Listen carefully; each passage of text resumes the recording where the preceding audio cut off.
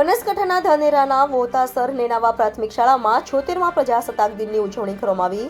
26મી જાન્યુઆરીના પ્રજાસત્તાક દિન નિમિત્તે વેતાસર પ્રાથમિક શાળામાં ધ્વજવંદન અને સાંસ્કૃતિક કાર્યક્રમોનું આયોજન કરવામાં આવ્યું। તેમજ આ વિસ્તારના રહીશ રબારી રત્નાભાઈ નેતીભાઈ પરિવાર તરફથી જમણવારનું પણ આયોજન કરવામાં આવ્યું હતું। આ પ્રસંગે ગામના આગેવાન એવા નેનાવા 3 દૂધ મંડળીના મંત્રી શ્રી મફતસિંહ દેવડા, દશરથસિંહ દેવડા, ભૂપસિંહ દેવડા, રત્ના રબારી, નાગજીભાઈ, ગોકળાભાઈ પટેલ, સોમાભાઈ પટેલ, મુળાભાઈ રબારી વગેરે મોટી સંખ્યામાં ગ્રામજનો, શાળાના આચાર્યશ્રી તેમજ સ્ટાફ અને બાળકો ઉપસ્થિત રહ્યા હતા।